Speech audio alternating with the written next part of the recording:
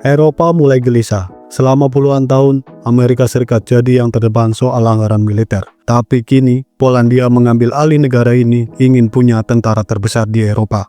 Karena mereka berbatasan langsung dengan Ukraina, Rusia, dan Belarus. Jika negara Baltik diserang, Polandia akan jadi jalur utama NATO dan tak bisa menghindari perang. Polandia sedang bersiap, tapi untuk apa sebenarnya?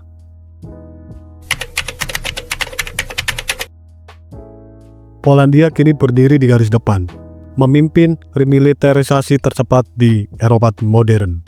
Tapi pertanyaannya, apakah ini langkah bijak demi perdamaian atau justru provokasi terhadap Rusia? Dan Rusia Vladimir Putin. Rusia menilai pembicaraan di tingkat presiden belum diperlukan sebelum ada kemajuan di tingkat teknis. Inilah perbatasan timur Polandia, tempat di mana sejarah, ketakutan, dan kekuatan bertemu. Semua dimulai setelah Rusia menginvasi Ukraina dan Eropa tak lagi bisa diam. Setelah Perang Dingin berakhir, pengeluaran militer NATO Eropa turun drastis, tapi semuanya berubah pada tahun 2014 saat Rusia mencaplok Crimea. Dan sejak invasi ke Ukraina pada 2022, anggaran militer melonjak tajam. Tahun 2024, pengeluaran pertahanan Eropa mencapai rekor naik 8%. Bagi Polandia, ini pengorbanan besar. Uang yang dulu untuk pendidikan, kesehatan, dan infrastruktur kini dialihkan ke tank, rudal, dan pasukan. Tapi anehnya, di dalam negeri kebijakan ini justru populer, dan ini alasannya. Untuk memahami posisi Polandia hari ini, kita harus mundur sejenak ke era Perang Dingin. Saat itu, Polandia berada di Baltik tirai besi, di bawah bayang-bayang Uni Soviet. Pemerintahan komunis diberlakukan, meski mayoritas rakyat Polandia menolak ideologi itu. Ekonominya dikontrol secara ketat, semua harga ditetapkan negara, dan pasar bebas nyaris tak ada. Tapi, semangat perlawanan terus tumbuh, dan itu membentuk identitas Polandia hari ini. Di tahun 1980-an, krisis semakin dalam. Kelangkaan barang merajalela. Bahkan, bahan makanan pokok pun sulit ditemukan. Inflasi melonjak, dan kehidupan rakyat makin tercekik. Polandia hanyalah negara satelit, penyangga antar kekuatan Soviet dan NATO, tapi kemudian segalanya berubah. Uni Soviet runtuh, dan itulah titik balik bagi Polandia. Mereka mulai berpaling ke barat, menuju demokrasi pasar bebas, dan akhirnya NATO. Selama puluhan tahun, Polandia hidup di bawah garis keras anti-barat. Tapi, di balik propaganda itu, banyak rakyat Polandia berpikir sebaliknya. Di akhir 1990-an, semuanya menjadi nyata. Polandia bergabung dengan NATO, tak lama kemudian Uni Eropa. Eropa Tengah berubah arah. Mereka mencatat pertumbuhan ekonomi yang luar biasa. Dari negara komunis tertekan menjadi kekuatan ekonomi baru di Eropa. Antara 1989 hingga 2018, ekonomi Polandia melonjak, tumbuh 830%. Ini menjadikan salah satu negara dengan pertumbuhan tercepat di Eropa. Tapi, aliansi militer dan politik baru mengubah segalanya. Tahun 2008, Rusia menyebut Georgia, negara-negara Baltik mulai gelisah. Mereka memang bagian dari NATO, tapi hanya punya satu jalur darat penghubung ke aliansi, lewat perbatasan sempit dengan Polandia.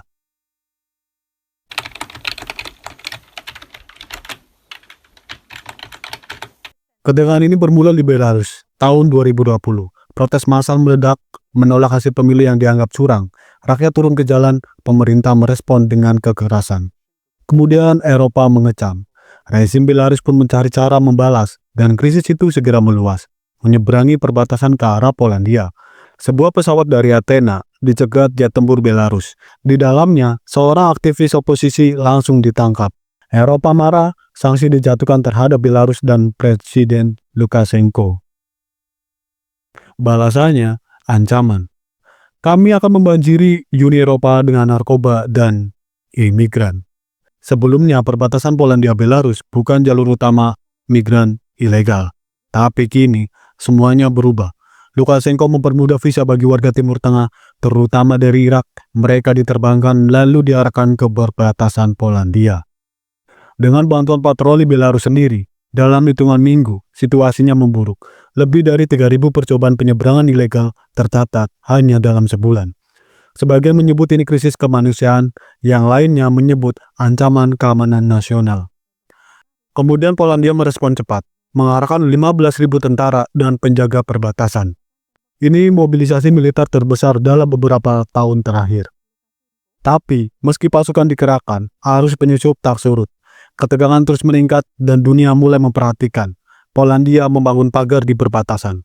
Tapi masalah muncul. Penyeberangan justru banyak terjadi di hutan purba Białowieża, situs warisan dunia UNESCO dan rumah bagi bison liar terakhir di Eropa. Pagar itu mengganggu ekosistem langka. Tapi inilah tujuan Lukashenko, menciptakan kekacauan, memecah opini publik, dan membuat Eropa saling curiga. Ini bukan invasi tapi perang hibrida, dan Polandia pun mulai menyesuaikan strategi pertahanannya. Kini, sebagian besar perbatasan Polandia sudah dipagari, tapi ancaman baru terus membayangi. Jika Rusia menyerang negara Baltik, anggota NATO yang terhubung ke Eropa lewat satu jalur kecil, maka Polandia tak punya pilihan. Mereka akan terseret dalam konflik. Jalur itu dikenal sebagai Suwalki Gap, atau koridor sempit antara Belarus dan Kaliningrad. Banyak analisa percaya, jika perang pecah, Rusia akan berusaha menguasai koridor ini pertama kali. Dan itulah kenapa Polandia terus bersiap di garis depan Eropa. Kaliningrad bukan sekadar wilayah Rusia yang terisolasi. Di sanalah markas armada Laut Baltik. Terdapat pangkalan udara, brigade tank, peluncur misil, dan sekitar 25.000 tentara Rusia, lebih banyak dari seluruh pasukan Lituania. Jika konflik pecah, Kaliningrad bisa menjadi titik serangan awal, dan Polandia sekali lagi akan berdiri di garis depan. Inilah yang mereka persiapkan, bukan hanya pagar dan patroli, tapi skenario terburuk di Eropa modern. Polandia tak lagi sekedar bertahan, mereka ingin memimpin Eropa. 3 dari 4 warga mendukung peningkatan anggaran militer, meski artinya harus memangkas belanja sosial atau menambah pajak bagi orang kaya. Kini, Polandia termasuk ekonomi besar di benua ini, dan proyeksi pertumbuhannya bahkan melampaui banyak negara barat. Dari bekas negara satelit Soviet menjadi kekuatan baru yang siap berdiri paling depan. Polandia sedang membangun kekuatan militer terbesar di Eropa. Di akhir 2022, mereka punya 120.000 tentara. Awal 2025 sudah 200.000 tentara. Target mereka 300.000 pasukan pada pertengahan 2030-an. Ini bukan sekedar pertahanan, ini adalah pernyataan. Polandia siap menjadi kekuatan militer utama di benua Eropa. Tapi ini bukan tugas kecil, Polandia hanya punya 36 juta penduduk. Maka solusinya pelatihan militer untuk semua pria dewasa. Mulai 2026, wajib militer diberlakukan. Kemudian fokus utama, yaitu perbatasan timur. Pagar di perbatasan Belarus sudah selesai. Tabang darat, penghalang tank, bunker, dan sistem perlindungan dibangun sepanjang perbatasan. Polandia tak lagi hanya bersiap. Mereka sedang membentengi Eropa. Polandia kini benar-benar menjadi benteng Eropa Timur. Mereka bahkan meminta lebih banyak pasukan Amerika. Dan pada 2022, permintaan itu dikabulkan. 10.000 tentara AS ditempatkan di Poznan, hanya 300 km dari perbatasan Rusia. Sekarang pertanyaannya, apakah langkah Polandia ini bijak?